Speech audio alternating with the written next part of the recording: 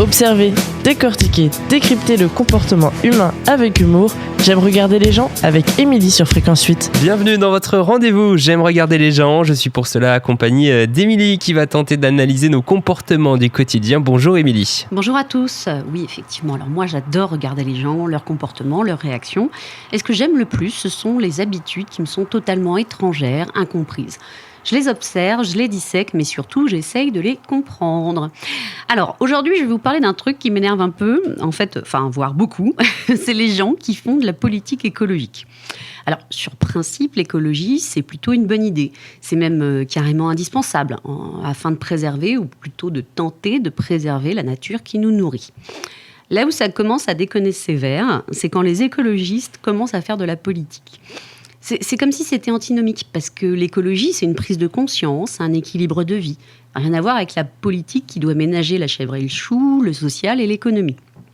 Alors l'urgence climatique pourrait nous faire croire qu'il est indispensable de mettre l'écologie au sein de la politique. Mais dans la réalité, c'est pas gagné. Bon, prenons l'exemple du maire de Bordeaux, qui n'a pas trouvé de meilleure décision que de supprimer le sapin de Noël. Là, je pense que plus populaire comme décision, on peut pas mieux faire. Alors, parce que là, on annule les fêtes de Noël.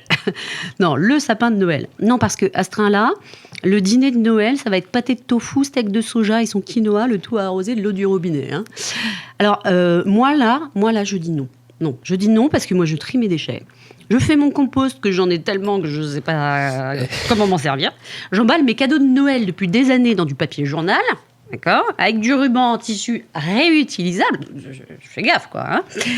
Bref, j'ai pas l'impression d'exagérer. Mais bon Dieu, jamais on me privera de mon foie gras, de mon champagne et de madame. Jamais. Et puis les clémentines, faut avouer qu'en local, en Bretagne, c'est pas simple. Alors oui, et aussi parce que je veux pas que mon producteur de foie gras mette la clé sous la porte, parce que ça fait 3 générations que sa famille fait du foie gras. Alors lui, il sait faire que ça, mais il le fait bien. Tout comme mon producteur de champagne et l'éleveur de la dinde. Alors oui, consommer en toute conscience de qui fabrique, de où et comment, ça d'accord. Mais nous faire chier à supprimer le sapin de Noël, non! T'aimes pas les arbres morts? T'as qu'à commander au producteur de ton choix un sapin avec sa motte. Puis tu le replantes après dans ta ville. Ça revégétalisera l'espace urbain et ça fera un souvenir. Alors, on va me dire, oui, mais l'écologie, c'est pas que ça. Ah, c'est vrai. Mais faites pas les cons en prenant ce genre de décision qui, bien entendu, ne passera pas inaperçue.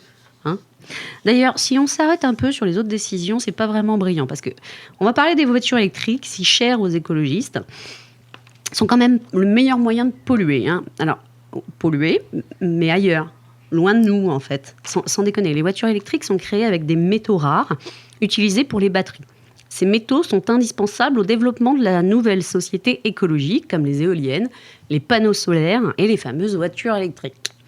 Et au numérique, car ils se nichent dans nos smartphones, nos tablettes et tous les autres objets connectés du quotidien. Sauf que ce qu'on oublie de vous dire, c'est que ce sont les coûts environnementaux, économiques et politiques de cette nouvelle dépendance qui seront pires que ceux de notre société industrielle actuelle.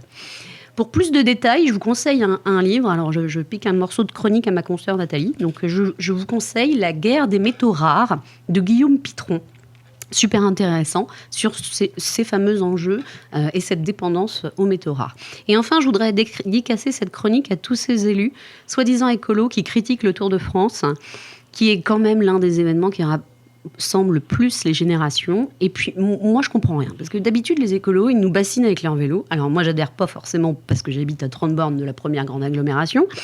Donc, on va me dire que je fais pas d'efforts. Mais là, il y a des dizaines de gugus qui parcourent toute la France à vélo. Et puis, ça leur va encore pas. Moi, j'y comprends plus rien. Oh là là, le monde est perdu, ma bonne dame. Oui, le monde est perdu. Le message est passé. Merci, Émilie. Et on se retrouve la prochaine fois pour une nouvelle émission. Observer, décortiquer, décrypter le comportement humain avec humour.